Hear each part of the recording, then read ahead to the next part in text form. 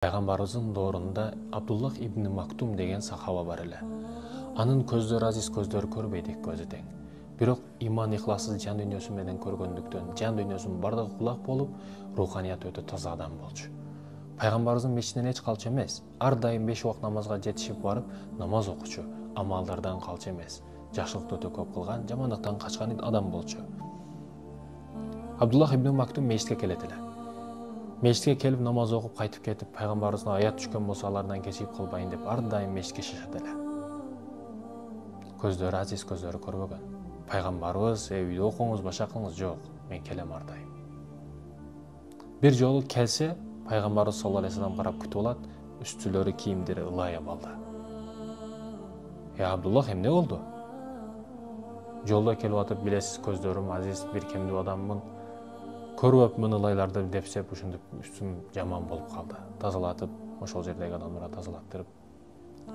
Пайгамбарыбыз саллаллаху алейхи айтат сахабаларына, кимде мүмкүнчүлүгү болсо ушул Абдуллах ибн Мактумдун үйүнөн баштап, ушул мечиткече бир жип тартып алсын, тартып берсин. Кармап ушул кыйналбай келсин деп айтат. Сооп үмүтүндө, жакшылыктын үмүтүндө сахабалар дагы дароо пайгамбарыбыздын айтканын кылып аркан тартып беришет. Абдуллах ибн Мактум ошо арканды жипти кармап алып, мечитте кыйналбастан келип кете турган болот. Пайгамбарыбыз отурса, бир учурда Абдуллах ибн Мактум колдору канаган абалда кирип келет мечитке. Абдулла, эмне болду? Эмне болду? Колуңуз канап атат го. Я Расулулла, сиз себеп ушул аркан тартылды эле. Мен ушул аркан менен кыйналбастан мечитке келип аттым эле. Бирок мусулман эместер, көрө албастар, ичтарлар буга мынчалык таквалыктын не кереги бар? Үйүндө окусун, башка кылсын. Дин душмандары, көрө албагандар жипке аркандай канжаларды, бычактарды, мындайча айтканда, иче дейбизби азыркы учур менен. Ошондой зыян берүүчү нерселерди тагып коюптур. Мен билбестен анан кармап келе берипмин. Пайгамбарыбыз караса 4 бармагы үзүлүп кеткен. 4 бармагы жок канат. Пайгамбарыбыз саллаллаху алейхи вассалам ошол жерде баягы колдорун кармап, көздөрүнөн мөлтүрөгөн жаштар агып, ушундай Аллага ихласы болгон, Аллага ишеничи күчтүү болгон адамга зыян берген адамдарды Аллага койдум, Аллага тапшырдым дейт. Илап жаткан учурда Жабраил алейхиссалам келет. Жабраил алейхиссалам келип, Абдуллах ибн Мактум, я Расулуллах, Абдуллах ибн Мактум, бунун тагдыры ушундай. Көр болуп төрөлөт, көр болуп өлөт, мункар накирге көр болуп суроо жообун берет, көр болуп акыретте тирилет. Бирок Аллах Тааланын жамалын биринчилерден болуп көрөт. Өзү тандасын, азы кааласа көздөрүн ачам, бирок эл катары бейишке кирет, Аллахтын жамалдагы эл катары көрөт. Бирок акыреттеги сооп сыйлыгы Аллахтын жамалын биринчи көрөт дейт да. Пайгамбарыбыз саллаллаху алейхи вассалам болгон нерсенин бардыгын Абдуллах ибн Мактумга айтат.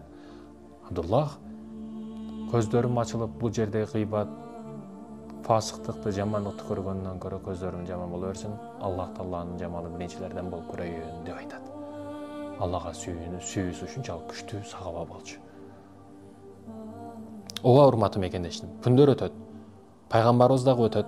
Пайгамбарыбыздын учурунда өтө көп согуштарга катышат. Мен дагы колумдан келген кызматты кылайын деп, идиш ташыйбы, кашык ташыйбы, айтор кызматын кылып, айтор эмне кылбасын согуштарга катышат. Эч бир нерседен калбайт, урматтуу мекендештерим. Абу Бакр радиаллаху анху халифа болгондо Абу Бакрдын дагы учурунда кызматын кылат. Динге, иманга, исламга колдон келишинче мен көрмүн деп отуруп алган эмес. Мен инвалидмин, бутум баспайт деп отуруп алган эмес.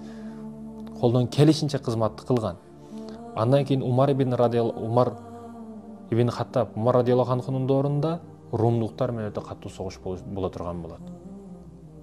Умар радиаллаху анхуга Абдуллах ибн Мактум келип, о халифа Умар, мен пайгамбарыбыз саллаллаху алейхи вассаламга кызмат кылдым.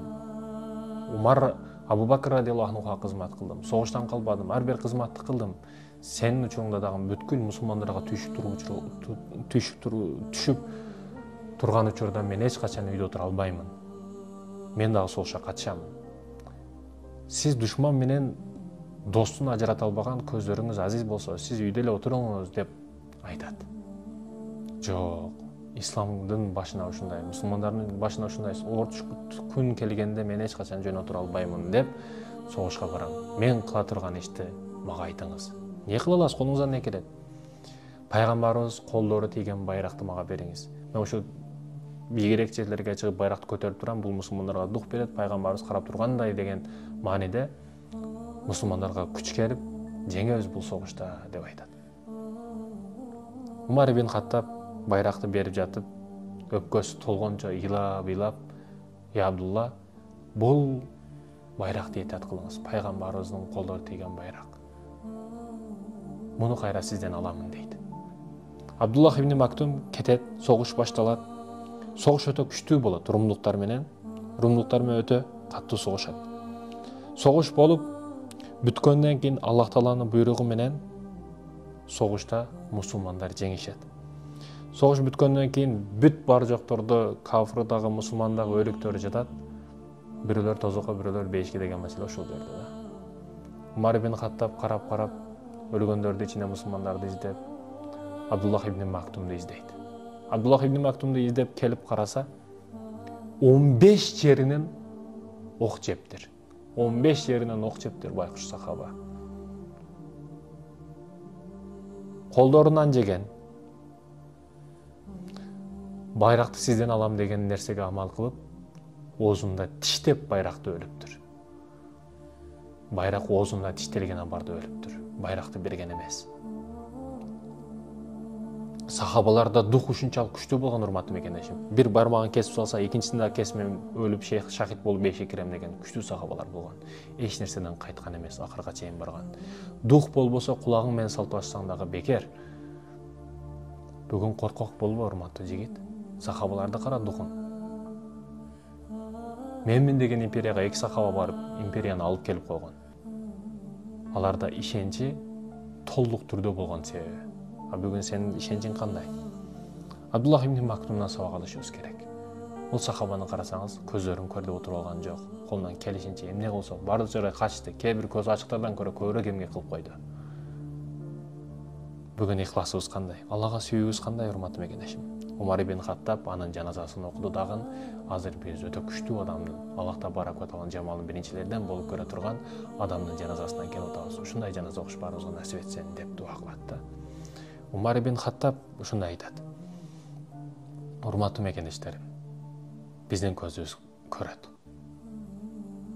Бир шарфты, бир нерсени алып көзүңүзгө байлап, 2 күн жүрүп көрүңчү, жаныңыз караңгы болуп, эч нерсени көрбөй, каяктан не бар деп, көзүңүз өтө чоң неемат экенин билесиз да. Азыр башка өлкөлөрдө табут деген психологдор табут деп бир нерсени иштеп чыгышты. Бардык баягы жан дүйнөсү тоюп, өлөм деген адамдарды, эч нерсеге жолум калбады деген адамдарды ошо табутка тыгып, кадимкидей өлүп аткандай, көмүп аткандай уюштурушат дагы, кайра 2 күн жаткырып чыгарышат. Бул дегени бардык нерсе ошол кабырда кеч. Жашоо экенсиң, бардык нерсеге мүмкүн дегени билдирет. Баягы чыккан адамдар дагы сүйүнүп, кубанып, менде көп нерсе али алдында экен деп чыгат да. Айтайын дегеним, өлө электе бардык нерсеге кылууга мүмкүн. Өлүмдөн башка бардык нерсенин жолу бар. Сиз бүгүн аракет кылышыңыз керек. Аллах үчүн, дин үчүн, мекен үчүн, эл жер үчүн.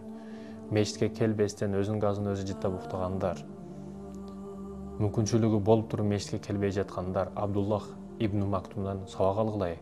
Бул жипти байлап алып болсо дагы келип атат. Колдору канаган, кесилип кетсе дагы келип атат. Бүгүн машинаң бар, техникаң бар, буту колуң басат, көзүң көрөт, анан неге мечитке келбейсиң? Неге жамаат менен намаз окубайсың? Мечиттин өзүндө жашап, мечиттин өзүндө туруп намаз окубагандар бар, намазга түшпөгөндөр бар. Урматтуу мекендештерим, ойдонойлу бул маселеде. Абдуллах ибн Мактумдан сабак алайлы.